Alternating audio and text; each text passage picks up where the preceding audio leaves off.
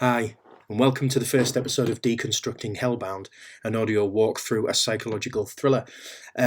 This will hopefully be a little bit enlightening for those of you who are considering to start and write a novel, whether it's a psychological thriller or otherwise.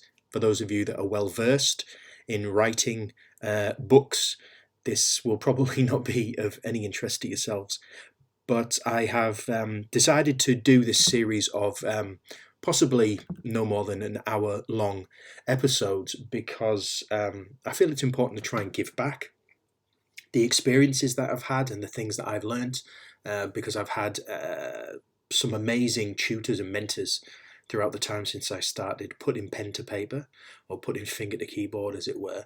And I think that there's many things that I've learned that I can impart that some people may find useful who are setting out into the literary world. You can cherry pick any parts that you think may be useful, or you can just listen to it with interest, or you can dismiss all of it. It is totally subjective when it comes to writing. Everyone has their own way of doing things.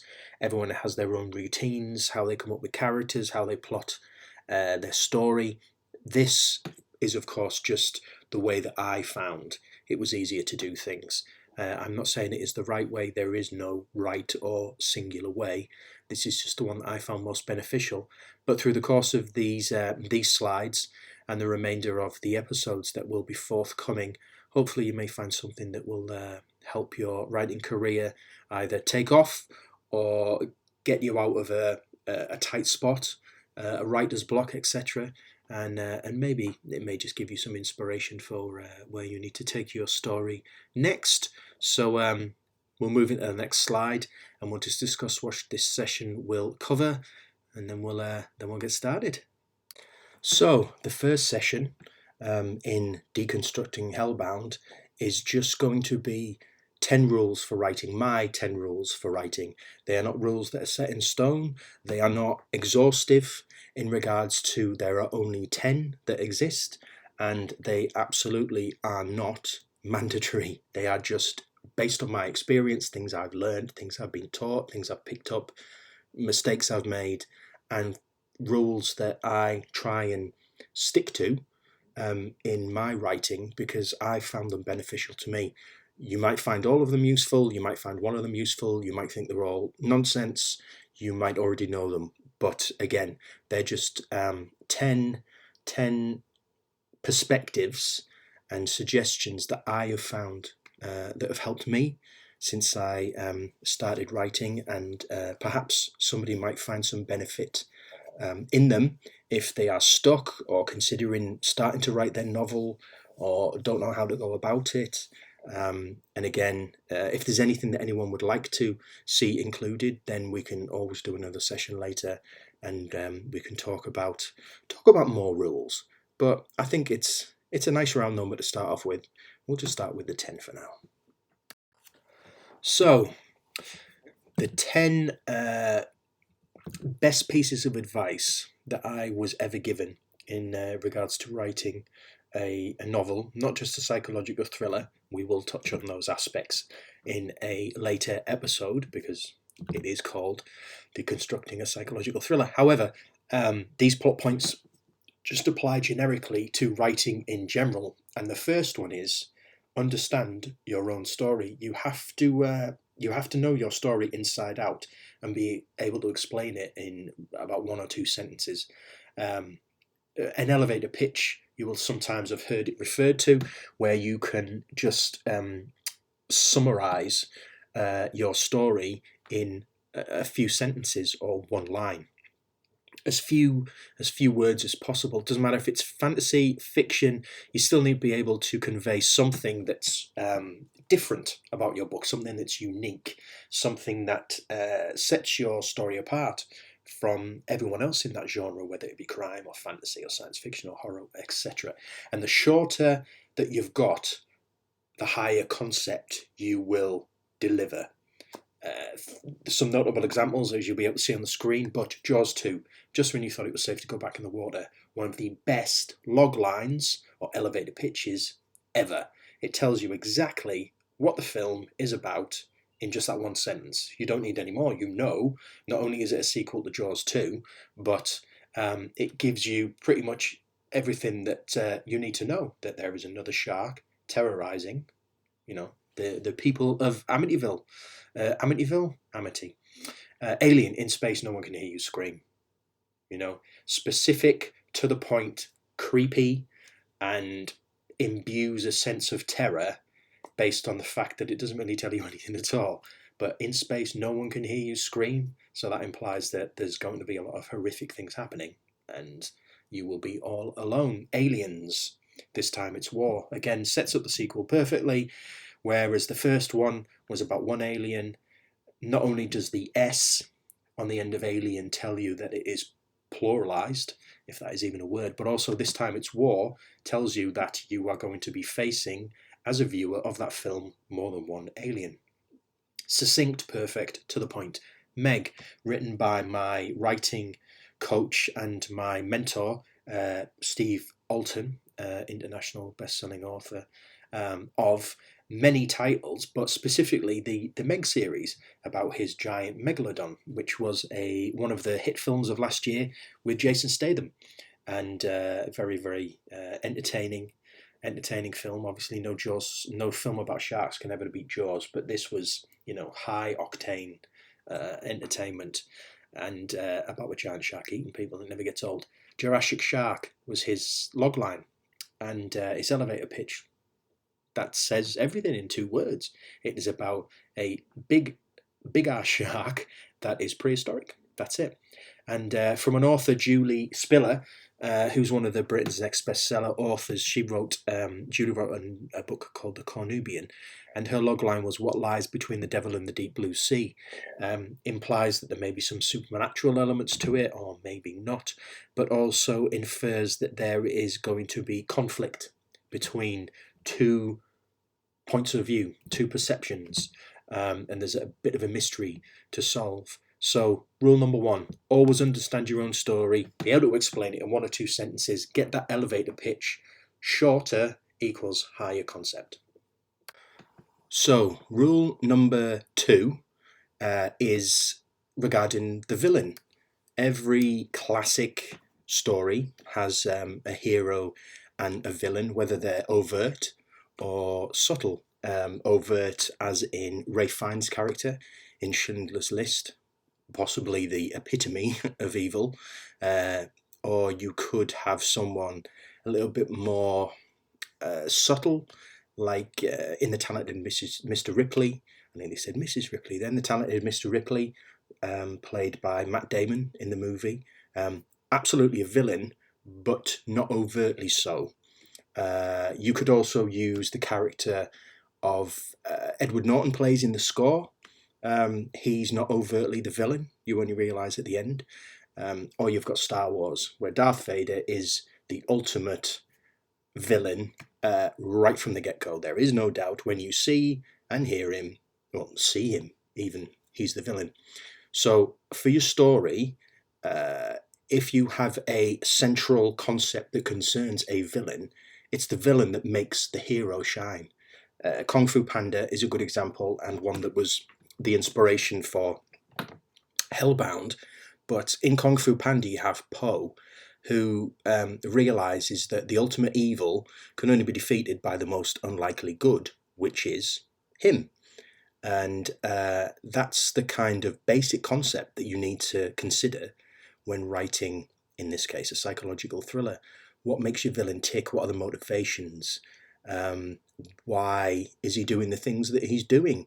It doesn't necessarily have to relate to having had a poor childhood, the old cliched tropes that get trotted out about child abuse and abandonment issues. They do occur in serial killer reality, but not every serial killer had a bad childhood. Ted Bundy, for example, is a good one. He had many brothers and sisters, and they all were brought up in the same religious household, and he was the only one that became the man that he became. Why? What was it that was different about him? So the villain makes the hero. Again, Darth Vader, Hannibal Lecter, the first Terminator film, Thanos in the Avengers, Lex Luthor in Superman, the Joker in Batman. You have those are all villains that really make your hero rise above the challenges and better themselves and find something that perhaps they didn't realize they had in the first place to overcome these challenges. So rule number 2, villain makes the hero. Make them a good one. So number 3, it's always a good idea to try and alternate your story between chapters. So often, most books will have an A and B story weaving themselves together, and they'll alternate between They'll alternate between these two stories between chapters. So, for argument's sake, chapter 1 might concern itself with the protagonist, and chapter 2 will concern itself with the antagonist. Chapter 3 will go back to the protagonist, chapter 4 the antagonist, and so on and so forth. Again, that's not set in stone. It doesn't have to specifically follow that method in a linear sense. You can weave them together how you feel, but ultimately they have to be united in the final act, the final few chapters of your story. That's your ultimate goal. It's not mandatory, but it can add a rhythm to your story if you have alternating plot lines that are interceding and intercepting right at the end. It can add a bit of a rhythm that can make a book easier and more enjoyable to read, from the sense that it comes with a certain sense of expectation, that you don't know what's going to happen necessarily, but you know that the next chapter will either be about the hero or the villain. So it's something to consider when you're writing a story. Alternate your A and B story between chapters. So number 4, always plan your story. We touched on it briefly at the beginning, but there's 3 words that are pivotal to your story, whatever it might be about, and that is research, research, research. You need to understand what it is you're going to be talking about, whether it's quantum physics or astral projection or the supernatural or serial killers or hospitals or medicine, healthcare, whatever it is, romance story that's set in Worthing. Do your research. I mentioned earlier that I personally use a beat sheet, and it's something that I had no idea what one was when I first started out, but they work for me in the sense that I make a number of 2 or 3 bullet points for each chapter that just cover the main aspects of the story, and then I go from obviously the beginning to the end with those 2 or 3 bullet points. It might be more.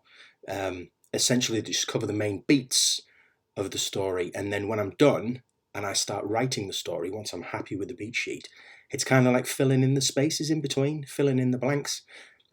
Often you'll find that you will go off in a different direction, and you won't follow your beat sheet in a specific order as it is written, which is a good thing. Although research and planning the story is key, you don't necessarily, in my opinion, again, everyone is different, you don't necessarily need to have it rigidly structured, because that can sometimes restrict your imaginative process and the ideas that will come across at a time that you might be unwilling to include because you specifically plotted out your story as X, Y, or Z. Whereas if you use a beat sheet or just main points on post-it notes, or however it is you structure it, it doesn't necessarily need to be rigid and linear. It can be quite free-flowing, as long as you know where your story is going and you end up where you intended to with your story, and everything seems to make sense and tie together. Then fantastic. That's ideal. But personally, for me, I prefer to have a bit of a free-form process to it. But again, every author has what works for them, and you just need to find whatever works for you. And if something works for you, you stick with that, and don't let anyone tell you otherwise. So always plan your story. Research. And when I say by research, I mean if you're writing about a prison, understand the layout of a prison, what the colours of the walls are, what they have on the floor, the language that the guards or the prison warden might speak, language that the prisoners might use, routines, timetables, again, when do they have lunch, what do they do for recreation, etc. Doesn't matter if it's a fictional prison or a real prison, you can still take the real aspects and place them in a fictional prison. But as long as you stick to what is real, readers will accept certain creative liabilities where you might bend the truth slightly. What was it Catherine Trammell says in Basic Instinct? I can't remember the word that she uses. Suspension of disbelief. There you go.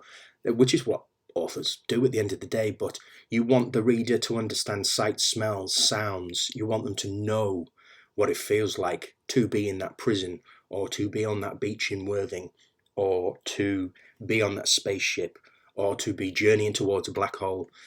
Do your research. And the beauty with the internet is that nowadays you don't necessarily have to leave your house and go to a library. I did go to a library when I first started. The internet was obviously in play when I started in 2000. And when did I start writing it? I think it was 2011.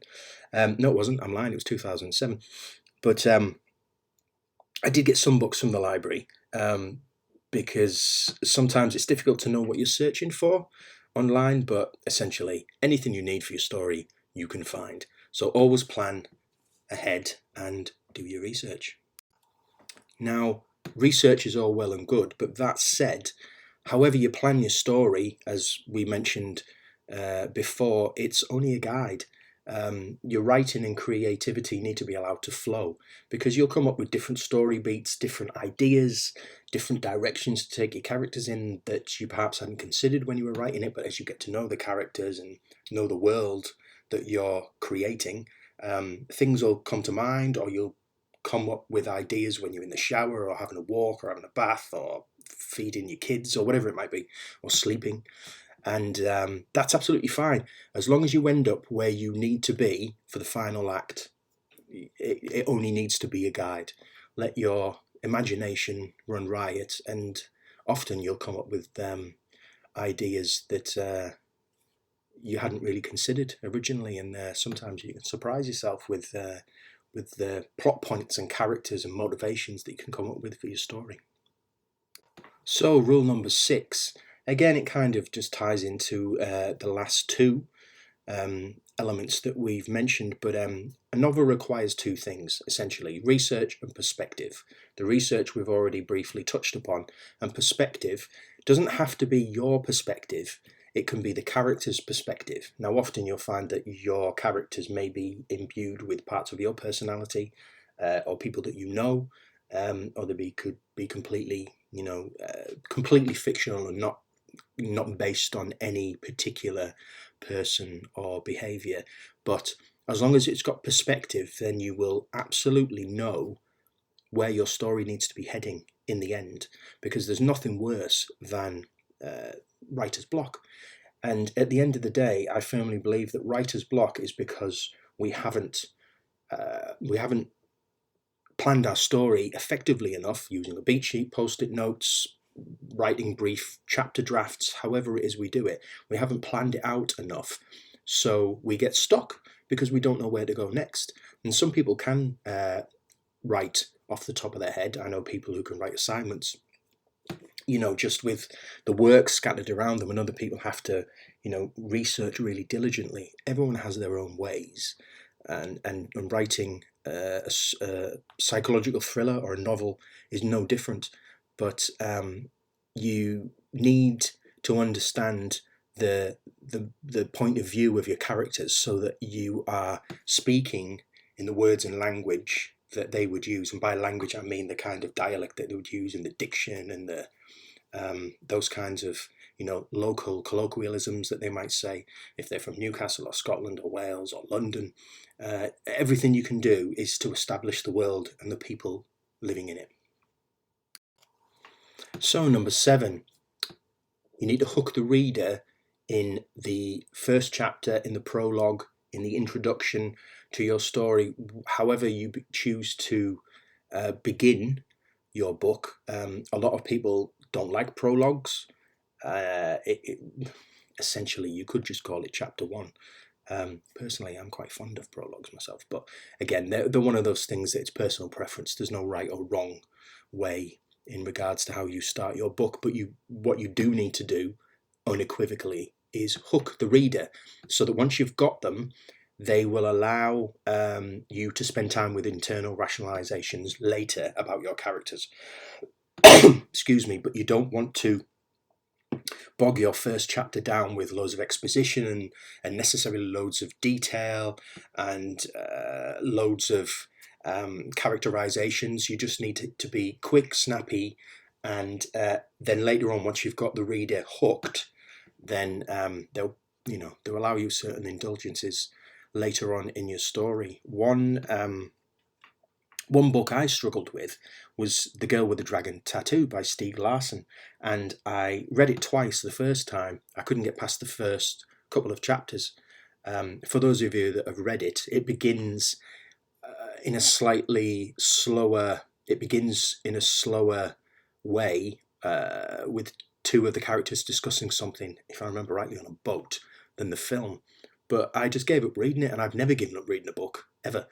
And then people would ask me about it because at the time when the films were out, etc., the original trilogy, have you read the book? And I'd say, oh, I tried to, but I couldn't get into it.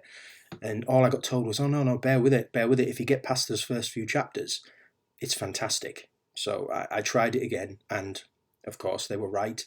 Absolutely fantastic, gripping book. And then I ploughed through that and the other two as well. But the beginning just didn't hook me. Now, it may well have hooked some people, but I just could not get into it. So I'm glad that people advised me to give it another go, because it is a fantastic book. There's loads of notable examples, and I've put a few on the slides for you to read yourselves, but those are some famous examples of how books were started, and some of them might be a little bit obscure and a little bit unusual, and some of them are classic, as in A Tale of Two Cities, by Charles Dickens, beginning, it was the best of times, it was the worst of times. But hook your reader in the beginning of the book, and then they'll pretty much give you leeway to talk about exposition and talk about anything you want to later on, because they will then be fascinated and intrigued, and they'll want to see how the story unfolds. So Rule 8 is an interesting one, and again, like all the others before this, they are not set in stone, they're just from my experiences. But Rule 8 is don't telegraph your ending. Readers love nothing more than to be caught, than be wrong-footed, than to not see where the story was going, to be surprised with a twist ending. And along the way, you can tease them with shock and intrigue and mystery and allusions to what might happen, so that when they get to the ending, the reader can realise they were on the right path, because you've dropped clues and they've kind of been processing them subconsciously as they've read it, and they've got internal, ideas about, oh, I wonder if it's so-and-so, or I wonder if it's going to be this, or I wonder if they're going to be dreaming in the shower, whatever it is. You can tease them and give them clues, so that when they get there, they think, oh yeah, that's what I thought it was, but you haven't blatantly give the ending away. What you should never ever do is jump the shark. The saying "jump the shark" is often used in television, and often it's used when there's some sort of illogical leap that's made, some sort of intuitive leap that seems completely out of character for the person that makes it, or doesn't seem to fit quite in the plot and the story that you've been watching. It actually came from an episode of Happy Days where Fonzie literally jumped a shark on, I believe he was on ski. Was he on a ski bike, or was he on skis? Whatever it was, he literally jumped a shark in Happy Days. And that was the point where everyone watching Happy Days thought, yeah, that's, I think I'm done with this. And although I love M. Night Shyamalan and The Sixth Sense, the Unbreakable trilogy, Unbreakable Glass and Split, I've said them in the wrong order, but you get the gist. He's a king of twist endings, and The Sixth Sense is forever up there as one of the best twist endings. And when you went back and viewed it again, because you were convinced he must have cheated, I'm certain I saw Bruce Willis, interact with that chair at the table, and I'm certain I saw him open that door, and I'm certain I saw him touch. And when you watch it again, he didn't do any of those things at all. He didn't pull out the chair. He just sat down on it. He didn't interact with the door. He didn't touch anyone. He didn't hold his wife's hand.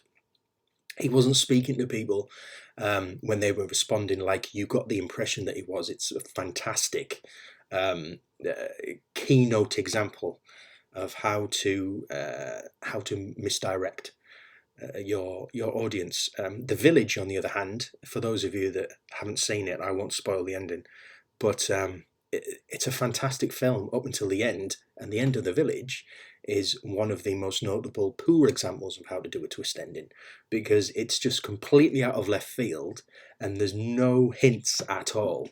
That is where the story's going, and again it jumps the shark, because you get to it and you think, really, that's it, that doesn't fit in with what's gone before. Some other notable examples of twist endings that are perfect or were perfect at the time and still carry over.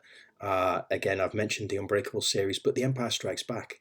The whole reveal about, I'm sure this isn't a spoiler now, because since 1981, I'm certain most of the planet have seen The Empire Strikes Back, but that it's like that episode of The Simpsons where Homer spoils it walking down the queue.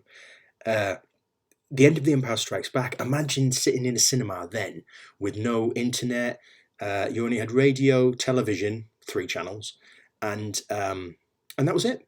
So people would go in to that having no idea, because there'd be no way anyone could spoil it. It was highly unlikely. Nowadays, you have to avoid things actively on the internet or on your phone, just in case the ending of Game of Thrones is spoilt, or you find out what the twist is in Doctor Who, or whatever it might be. But imagine being in the cinema at the time, at the end of The Empire Strikes Back, where you hear that revelation from Darth Vader, and it would be completely blown away. I was only 6 at the time, so I can't remember the feeling. But that's probably, again, another fantastic example of how to give a perfect twist, and when you look back, there's been clues to it, but it wasn't telegraphed, so you didn't work out that's where it was going. But when you think about it, it all makes sense. So don't telegraph your ending. Tease the reader as much as you like, but never jump the shark, literally or metaphorically. And so we're on to number 9, and for number 9, my advised rule is write stories that you want to read. Don't write stories that you think other people would like. And by that, I don't mean don't write in a genre that is popular. The crime genre that I chose, pretty much to write in, and so many esteemed authors have chosen to write in, is probably the biggest genre that you could try and make your mark in.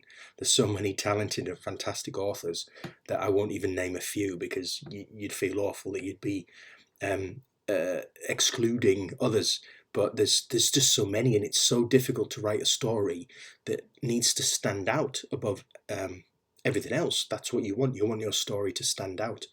So it's not, don't write in a genre that other people enjoy or is on vogue. When Twilight came out, there was lots of vampire young adult type stories and werewolves and all of those things. Still popular to today, granted. But write a book that you would want to read. Write your story that if you were walking in a bookshop and saw something, you'd read the blurb on the back and think, oh yeah, that sounds like a really good book. That's right up my street. That's the idea you want to. Be wary of taking on other people's opinions as to how your book should be, how it should be written, how it should sound, what scenes should be in it, etc. The worst candidates are your family and your friends. It's all well and good giving friends and family your book to read, and what do you think, and do you like it, and do you spot any typos, etc. And occasionally there will be some good suggestions about, oh, well, that bit didn't make sense. I didn't quite understand why they did that, or how they found out about so-and-so, which is fine. But often, with the best will in the world and the best of intentions, people might offer suggestions about, oh, why didn't you have you thought about including this? Or it'd be really good if the character did that. And if you start taking on other people's opinions in regards to how your story should unfold, often you will end up writing something that A, doesn't fit the structure of the plot that you had in mind, and B, something that you'll end up ultimately unhappy with, because that's not the story that you wanted to. Even if only one person in the world reads your story and loves it, which every book has an audience, it doesn't matter what it is, you will find an audience for your book, whether you're writing million copy bestsellers or something that just has a small niche following. Your story will have an audience. You just need to find it and mark it appropriately, and that's a completely different subject. And people like Mark Dawson do far better explaining how to market your story than I would ever attempt to. However, write something that you would want to read, and don't necessarily always write something that you think will appease other people. And finally, don't give up hope. This isn't just a statement in regards to writing a psychological thriller, which in the subsequent sessions, especially 2 and 3, we'll be getting to in more detail, but just writing in general. Don't give up hope. Your dreams, come to those that pursue them. If you have written a manuscript and it is gathering dust in your drawer and you've never shown it to anyone, but you've got a complete story, that is a fantastic achievement, and you should be so proud of yourself, because a lot of people say, I want to write a book, or I could write a book, or criticize the book and the writer for having done something. But very few people, and I say very few people, I know how many tens of thousands of authors around the world, but when you consider the population of the planet, very few people actually put pen to paper and complete a manuscript, because it's really hard work. Some people obviously find it easier than others in regards to their process, but nevertheless, inventing these characters and worlds and events and motivations and circumstances and tragedies and adventures, it's a lot of hard work, and you struggle and you get upset and you get frustrated and you're happy and elated, and you go through a massive gamut of emotions when you're writing a story, whatever whatever the genre might be, because you get emotionally invested. And nobody sets out to write a bad book, just like nobody sets out to direct a bad film. People might say, oh, this film wasn't very good, or that was crap, etc. At the end of the day, I always say to my kids, just always say something's not your cup of tea, because it will be someone else's cup of tea. And it's not rubbish, you just might not like it, or you might take to it, but nobody sets out to make a bad product. And nobody sets out to write a bad book. When you're writing that book, you think it's, pretty decent. You like to think it's pretty good. And of course, you're not going to please everyone. But don't try to. Again, it goes back to the whole write your story for you. You're not trying to please everyone. You're just trying to find your audience. And they do exist out there.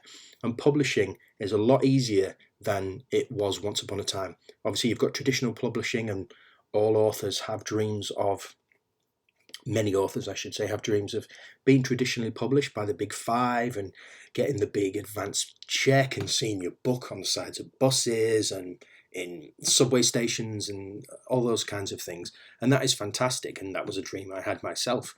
But as I mentioned many, many times before, I had 65 literary agent rejections. I couldn't even get, I think only one person asked to see the full manuscript and then said they didn't like it. Which it's subjective at the end of the day. But now you've got indie publishing, and of course you've got self-publishing, Louise Ross, Mark Dawson, Rachel Abbott, Mel Sharratt. There's so many authors who still are or started off in the self-publishing genre and have done gangbusters and made fantastic success of it. There is always the argument about self-publishing. You have to do a lot, if not all, of the promotional work, etc., advertising yourself. Traditional publishing, in essence, somebody else is doing it. But whichever route you choose, it's a lot easier to get your dream out there. So never give up hope, because there are ways to get your story out. And one of my favorite lines from Back to the Future from good old George McFly is, if you put your mind to it, you can accomplish anything. And that is absolutely true. So always keep fighting and never give up. Your story deserves to be out there. If you've written it or you've got a concept and you will find an audience, no matter what your story is about. And that's it for session 1. I hope you found some, all, or aspects of those 10 rules of writing useful. The next session will again be roughly no more than 60 minutes, and it will be concerning how to construct a beat sheet. Again, as we touched upon, there are many ways that people plot out their story. A beat sheet is the way that I was taught and what I find that works for me. Again, it's not something that I am stating is the best way, it's just my way and the way I'm most familiar with. But by covering it in the next session, again, if there's anyone who is wishing to get into writing or struggling how to start their story or wondering how they should go about plotting one, again, they may find the information and guidance about using a beat sheet and how to construct one appropriately useful. So thank you for bearing with me, and I hope you are all well.